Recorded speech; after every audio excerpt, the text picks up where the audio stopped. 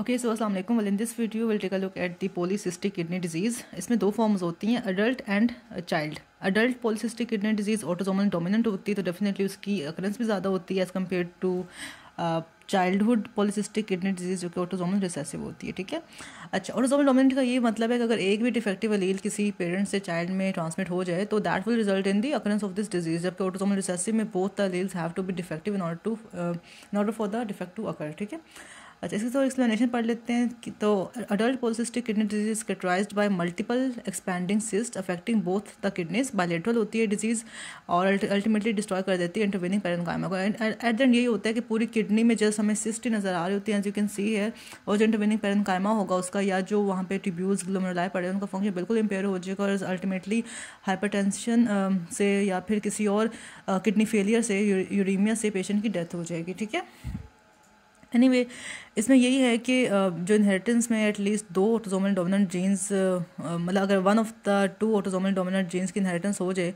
अगर एक भी ट्रांसमिट हो जाए तो autosomal dominant form polycystic kidney disease की रिजल्ट करती है। ठीक है, इसमें जो जेनेटिक डिफेक्ट्स हैं ये बहुत कॉमन हैं और जेनेटिक डिफेक्ट की वजह से जो प्रोटीन की एबनॉर्मेलिटी है वो बहुत इंपॉर्टेंट है।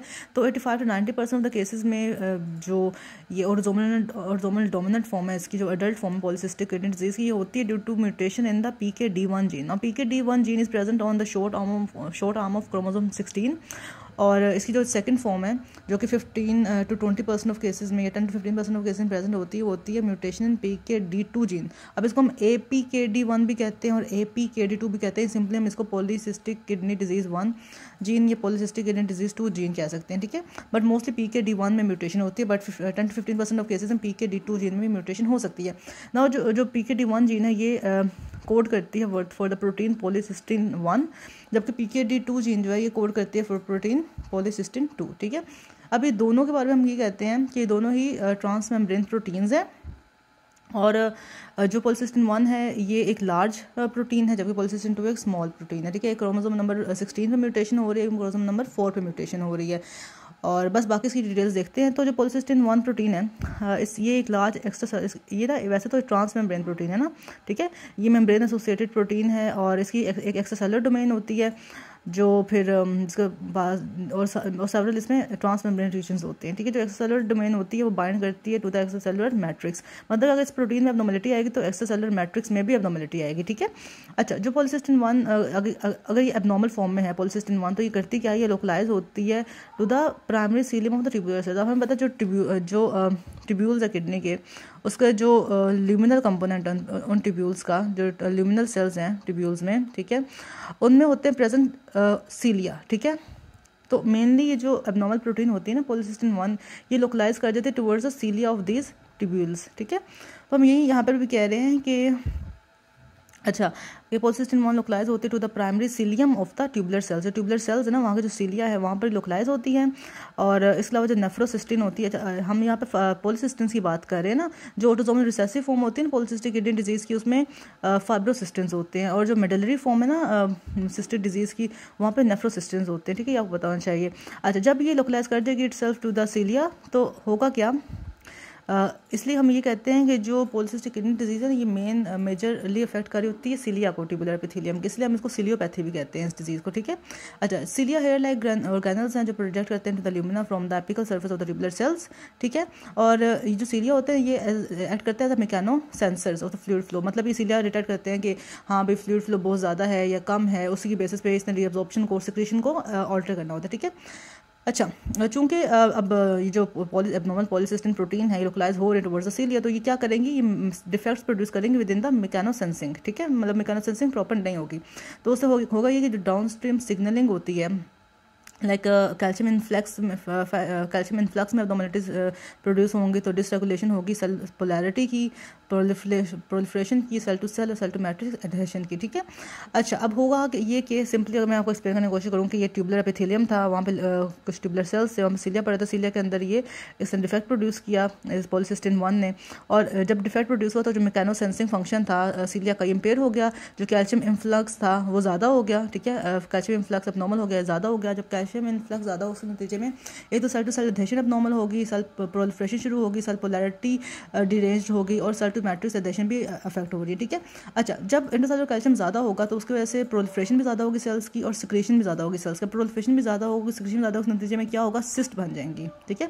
तो ट्यूबुलर एपिथेलियल सेल्स में प्रोलिफरेशन ज़्यादा हो रही है, सिक्रेशन ज़्यादा हो रही है, और हो क्या रहा है, सिस्ट बन रही है, प्रोग्रेसिवली फिर इनलार्ज करते रहेंगे। इनलार्ज इसलिए करेंगे क्योंकि अब डेफिनेटली पॉलीसिस्टिन 1 तो बनता जा रहा है ना, मतलब कि वो और ज़्यादा से ज़्यादा सिलिया में जाके एक्युमुलेट कर रहा है, कैल्शियम का इन्फ्लक्स ज़्यादा करा रहा है, प्रोलिफरेशन होती जा रही है और सिक्रेशन होती जा रही है फ्लूइड की, ठीक है, और सिस्ट बनती जा रही है, ये इलाज करते रहेंगे ओवर टाइम, ठीक है। अच्छा, ये बात होगी। अच्छा, इसके अलावा ये लिखा है मीडिएटर्स, जो फिर सिस्ट में जो फ्लूइड पड़ा हुआ है, ठीक है, उसमें जो मीडिएटर्स हैं, वो जो मीडिएटर्स हैं ना एपिथेलियल सेल्स एक्सक्रीट होते हैं, mediators in the cyst fluid derive होते हैं फ्रॉम द एपिथेलियल सेल्स, और वो फर्दर फ्लूइड की सिक्रेशन को एनहांस करते हैं और इन्फ्लेमेशन को इंड्यूस करते हैं। इन एडिशन ये भी कहा जाता है कि जो कैल्शियम इंड्यूस सिग्नल्स हैं after the interaction of the epithelial cells, मतलब अल्टर करते हैं interaction between the epithelial cells and the extracellular matrix, क्योंकि हमें पता है कि एक्सट्रासेलुलर मैट्रिक्स में भी इन्वॉल्व होती है पॉलीसिस्टिन 1 प्रोटीन, ठीक है। अच्छा, and this too is how to contribute to the cyst formation and interstitial fibrosis characteristic of progressive polycystic kidney disease. तो इन सिंपलर वर्ड्स बस ये लिखा हुआ है कि कैल्शियम इन्फ्लक्स की वजह से प्रोलिफरेशन ज़्यादा हो रही है और सिक्रेशन ज़्यादा हो रही है, इसकी वजह से सिस्ट बन रही है। सेकेंडली ये चीज़ है कि जो इन्फ्लक्स हो रहा है कैल्शियम आयन वजह से ये भी हो रहा है कि जो इंटरेक्शन है between epithelial cells of the tubules and the extracellular matrix वो भी अल्टर हो रहा है due to calcium induced signals, और उस नतीजे में क्या हो रहा है, इंटरस्टिशियल फाइब्रोसिस भी हो रही है और सिस्ट फॉर्मेशन फर्दर इन्हांस हो रही है, ठीक है। और यही कैरेक्टरिस्टिक है प्रोग्रेसिव पॉलीसिस्टिक किडनी डिजीज के, उसमें इंटरस्टिशियल फाइब्रोसिस भी होता है, ठीक है। अच्छा, हमने ये कहा कि जर्मनल म्यूटेशंस होते हैं PKD1 जीन में, वो तो जर्मनल म्यूटेशन तो सारे ट्यूब्यूल्स में प्रेजेंट होती है अगर हो तो, ठीक है, लेकिन हम कहते हैं कि सिर्फ कुछ ही ट्यूब्यूल्स इन्वॉल्व होते हैं द सिस्ट फॉर्मेशन। उसका रीज़न ये है कि हमें एक सोमैटिक हिट चाहिए होती है, हमें एक एडिशनल म्यूटेशन चाहिए होती है PKD1 जीन में in order for the disease to occur, ठीक है। और इसलिए हम कहते हैं कि इसमें एक तो जर्मनल म्यूटेशन है, एक सोमैटिक म्यूटेशन का होना भी ज़रूरी है। ये तो बात हो गई हमारे पास PKD1 जीन की म्यूटेशन की। दैन PKD2 जीन प्रेजेंट होती है ऑन द क्रोमोसोम नंबर 4 और इनकोड करती है फॉर द प्रोटीन पॉलीसिस्टिन 2, और ये थोड़ा स्मॉलर प्रोटीन है एज कम्पेयर टू पॉलीसिस्टिन 1। ये भी अगेन एक कैल्शियम परमिएबल मेम्ब्रेन चैनल है, जबकि वो मतलब दोनों सेम ही है। वो भी मेम्ब्रेन ट्रांस मेम्ब्रेन प्रोटीन थी, वो भी कैल्शियम को एंट्री दे रही थी। ये भी कैल्शियम चैनल है ट्रांस मेम्ब्रेन, ठीक है, कैल्शियम परमेबल मेम्ब्रेन चैनल है, एंड ये भी लोकलाइज होता है टू द सीलिया, ठीक है, दोनों सीलिया में होता है, दोनों ही कैल्शियम परमेबल मेम्ब्रेन चैनल है, पॉलीसिस्टिन 1 भी पॉलीसिस्टिन 2 भी। अच्छा, स्ट्रक्चरली थोड़े से डिस्टिंक्ट है, लेकिन दोनों का फंक्शन सेम है, दोनों में ही म्यूटेशंस होती हैं और सेम किसी में अगर म्यूटेशन हो तो ऑलमोस्ट सेम फिनोटाइप बनती है, लेकिन PKD2 में कम म्यूटेशन होता है एज कम्पेयर टू PKD1, ठीक है। अच्छा, बाकी बस ये है कि मॉर्फोलॉजी कैसे होगी पॉलीसिस्टिक किडनी डिजीज़ में इन केस ऑफ एडल्ट्स। तो हम ये देखते हैं कि किडनी इनलार्ज होती है, ठीक है, और नॉर्मल साइज़ होता है उसका, और up to 4 kg for each kidney हमने इसका वेट देखा है। और किडनी चूँकि लार्ज होती है तो they are easily palpable as abdominal masses, ठीक है, और एक्सटेंड कर रहे होते हैं टू द पेल्विस, ठीक है। और ग्रोथ एग्जामिनेशन भी देखा जाए तो the kidney seems to be composing of solely cyst, उसमें सिस्ट में नज़र आ रही होती हैं और सिस्ट बड़ी होती हैं, 3 to 4 सेंटीमीटर होती हैं डायमीटर, और जो इंटरवेनिंग पेरेन्काइमा होता है वो बिल्कुल एब्सेंट होता है जब सिस्ट इनलार्ज होती है ना, वो ज़्यादा होती है, ठीक है। और cyst are seen to be filled with clear fluid भी हो सकता है, टर्बिड फ्लूइड भी हो सकता है, और साथ में हेमरेज भी हो सकता है, ठीक है। अच्छा, सिस्ट में rise at any level of the nephron, tubule से राइज करती हैं, कलेक्टिंग डक्ट से भी राइज करती हैं, और इसलिए उनका मतलब वेरिएबल और समटाइम्स एट्रोफिक लाइनिंग होती है, ठीक है, क्योंकि वो ट्यूब्यूल से भी आ रही है, साथ में कलेक्टिंग डक्ट से भी आ रही है। ओकेजनली हम कहते हैं कि बोमन्स कैप्सूल भी इन्वॉल्व होता है, उस केस में हमें ग्लोमेरुलर टफ्ट्स भी मिल सकते हैं हमारी सिस्ट में, ठीक है। अच्छा, जब सिस्ट इनलार्ज करती हैं तो वो जो उसका सराउंडिंग पेरेन्काइमा है उस पर प्रेशर डालती है, due to which it leads to ischaemic atrophy of the intervening renal substance. अभी हम कहते हैं कि बिल्कुल वो एब्सेंट होता है इंटरवेनिंग पेरेन्काइमा, इसलिए क्योंकि उसकी इस्कीमिक एट्रोफी हो चुकी होती है। सम नॉर्मल पेरेन्काइमा में ऑल्सो भी seen among the cyst, and evidence is मतलब चूँकि जब सिस्ट बढ़ती रहती है तो डेफिनेटली जो रीनल ट्यूबुलर सेल्स हैं जो वहाँ पर जुक्स्टाक्लुमेरुलर ऑपरेटस है उसका भी फंक्शन नॉर्मल नहीं रहता, रेनिन की बहुत ज़्यादा प्रोडक्शन शुरू हो जाती है, और हाइपरटेंशन भी ज़्यादा होती है और इन्फेक्शन के चांसेस भी बढ़ जाते हैं क्योंकि फ्लूइड पड़ा हुआ है, ठीक है। तो हाइपरटेंशन और इन्फेक्शन एसोसिएटेड है विद पॉलीसिस्टिक किडनी डिजीज़, और बस यही है कि सिम्टोमेटिक। अच्छा, एक तो मतलब किडनी में सिस्ट प्रेजेंट है, साथ ही हम ये देखते हैं कि लिवर में भी सिस्ट बनती है in the setting of polycystic kidney disease. तो 1/3 ऑफ पेशेंट्स में हमें लिवर सिस्ट भी मिलेगी एडल्ट फॉर्म में, ठीक है। अच्छा, जो फिर क्लिनिकल फीचर्स ये हैं कि पॉलीसिस्टिक किडनी डिजीज़ मतलब टिल 4th डेकेड ये एसिम्प्टोमेटिक होती है, 4th डेकेड में इसके सिम्टम्स शुरू होते हैं, और सिम्टम मेनली यही होते हैं, फ्लैंक पेन होगा और हैवी ड्रैगिंग सेंसेशन होगी पर्सन को, क्योंकि ये बहुत लार्ज साइज़ की होती हैं। और अगर एक्यूट डिस्टेंशन हो जाए सिस्ट की, जो कि हो सकती है अगर इंट्रासिस्टिक हेमरेज है या ऑब्स्ट्रक्शन है सिस्ट की बाय एनी रीज़न, तो उसकी डिस्टेंशन हो सकती है जिसकी वजह से उसको फिर डेफिनेटली एक्सक्रूशिएटिंग पेन होगा, तो वो फिर मतलब it will come to attention after cystic intracystic haemorrhage और सिस्टिक ऑब्स्ट्रक्शन इसकी वजह से वो एकदम से डिस्टेंड कर जाती है सिस्ट, ठीक है। अदरवाइज इसका बस फ्लैंक पेन है और हैवी ड्रैगिंग सेंसेशन है। समटाइम्स हमें भी देखते हैं कि it is brought to attention by abdominal palpation, ठीक है। और समटाइम्स हमें इंटरमिटेंट ग्रोथ इमेचोरिया भी मिलता है अगर इंटरसिस्टिक हेमरेज प्रेजेंट हो। और बस बाकी यही है कि इंपॉर्टेंट कॉम्प्लिकेशंस यही होते हैं कि with the passage of time, with the progression of cyst, हमें रीनल फंक्शन भी इम्पेयर मिलता है। उसमें मोस्टली हाइपरटेंशन और यूरिनरी इन्फेक्शन कॉमन है, और हाइपरटेंशन 75% ऑफ द इंडिविजुअल्स में डेवलप हो जाती है विद दिस डिसऑर्डर। और जब हाइपरटेंशन डेवलप होती है तो ब्रेन के लेवल पर सेक्युलर एनोरिज्म भी डेवलप हो जाते हैं, द सर्कल ऑफ विलस। और जब इन एनोरिज्म का रप्चर हो जाए तो हमें सबएरेक्नॉइड हेमरेज भी मिलता है। तो एक तो हम देखा कि पॉलिसिस्टिक किडनी डिजीज में तो किडनीज में सिस्ट बन रहे हैं, but along with that hypertension भी हो रही है, यूरिनरी इन्फेक्शन भी हो रहे हैं, लिवर सिस्ट भी बन रही है, सेक्युलर एनोरिज्म भी बन रहे हैं ब्रेन में, और सबएरेक्नॉइड हेमरेज भी हो रहा है। तो ये अपने सारे फीचर्स लिखने हैं, ठीक है इसमें। अच्छा, देन यही है कि अल्टीमेट मतलब ये डिजीज़ तो अल्टीमेटली फैटल है, लेकिन हम ये देखते हैं कि अच्छा ये 10% ऑफ क्रोनिक किडनी डिजीज़, जो क्रोनिक किडनी डिजीज़ के पेशेंट्स होते हैं उनमें 10% पॉलिसिस्टिक किडनी डिजीज़ की वजह से आए होते हैं, ठीक है। और and stage kidney disease reach मतलब अगर 40 ईयर्स ऑफ एज में प्रेजेंट करें तो 50 ईयर्स ऑफ एज में इसकी एंड स्टेज रीनल डिजीज़ अकर हो जाएगी। और बट इसकी वेरिएशन होती है कोर्स में, और जब ये एंड स्टेज रीनल डिजीज़ अकर हो जाए तो उसमें क्या होता है, रीनल ट्रांसप्लांटेशन होती है और डेथ भी अकर ड्यू टू हाइपरटेंसिव और यूरेमिक कॉम्प्लिकेशंस। फिर जो सेकंड फॉर्म है इसकी वो autosomal recessive childhood polycystic kidney disease. इसमें यही है कि ये रेयर फॉर्म है, ऑटोसोमल रिसेसिव है, और इसमें फिर पेरिनेटल एज में हो सकती है, न्यूनेटल एज में हो सकती है, इन्फेंटाइल एज में हो सकती है, या फिर जुवेनाइल एज में हो सकती हैं। और उसमें PKD1 और PKD2 में म्यूटेशन थी, इसमें PKHD1 में म्यूटेशन है, ठीक है। ये आपने याद रखते हैं, ठीक है। PKHD1 जीन में म्यूटेशन है और ये कोड करती है फॉर रिसेप्टर प्रोटीन। वो तो ट्रांसमेम्ब्रेन चैनल प्रोटीन के लिए कोड कर रहे थे ना, कैल्शियम चैनल प्रोटीन के लिए। ये ट्रांसमेम्ब्रेन तो नहीं खैर, लेकिन सिंपली एक मेम्ब्रेन रिसेप्टर प्रोटीन के लिए इनकोड करती है, दैट इज़ फाइब्रोसिस्टिन प्रोटीन, ठीक है। ये पता होना चाहिए आपको। फाइब्रोसिस्टिन भी अगेन सीलिया में ही होती है, एक रिसेप्टर प्रोटीन, और ट्यूबुलर एपिथेलियल सेल्स में, ठीक है। ट्यूबुलर एपिथेलियल सेल्स के सीलिया में प्रोटीन प्रेजेंट होती है, फंक्शन अननोन है। अच्छा, मोर्फोलॉजी की कैसे होती है, तो ऑटोसोमल रिसेसिव जो पॉलिसिस्टिक किडनी डिजीज है इसमें न्यूमरस स्मॉल सिस्ट होती है, मतलब यहाँ पे 3 to 4 सेंटीमीटर डायमीटर सिस्ट नहीं मिलेंगे, रिलेटिवली स्मॉलर सिस्ट मिलेंगे क्योंकि बच्चों में हो रही है, ठीक है।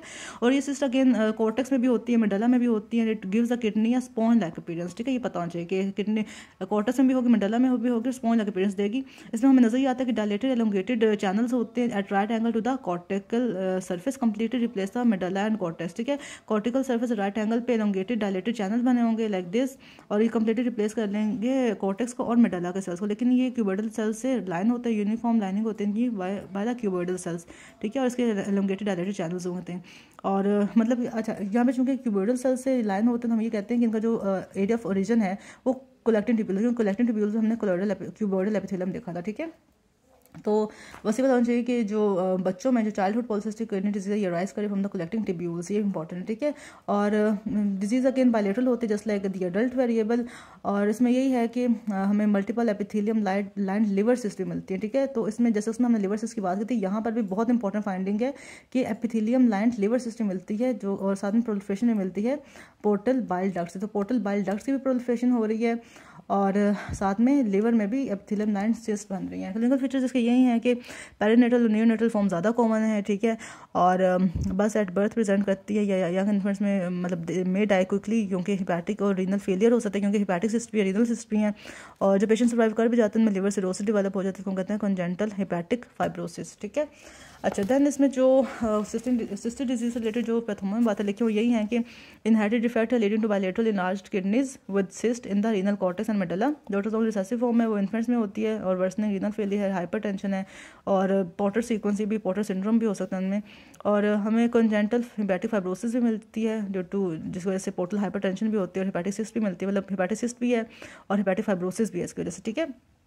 अच्छा, बाकी जो ऑटोसोमल डोमिनेंट फॉर्म है वो अडल्ट्स में हो रही है, हाइपरटेंशन के साथ प्रेजेंट करते हैं due to increase renin, haematuria के साथ प्रेजेंट कर सकते हैं, worsening renal failure. Again mutation APKD1 में है, APKD2 में है, या फिर जैसे हम देखा PKHD1 में म्यूटेशन होता है in case of childhood variable. और बेरी एन्यूरिज्म भी बनता है due to prolong hypertension, hepatic cyst भी इनमें होती है, और माइट्रल वॉल्व प्रोलैप्स भी हो सकता है, ये आपने याद है, माइट्रल वॉल्व प्रोलैप्स भी इसके साथ एसोसिएटेड है। अडल्ट वेरिएबल और बच्चों में हिपैटिक फाइब्रोसिस इंपॉर्टेंट और हिपैटिक सिस्ट इंपॉर्टेंट है अलॉन्ग विद रीनल सिस्ट, ठीक है। So that is all about polycystic kidney disease. I hope मैंने इंपॉर्टेंट बात सारी एक्सप्लेन कर दी होंगी। In case you have any question you can comment.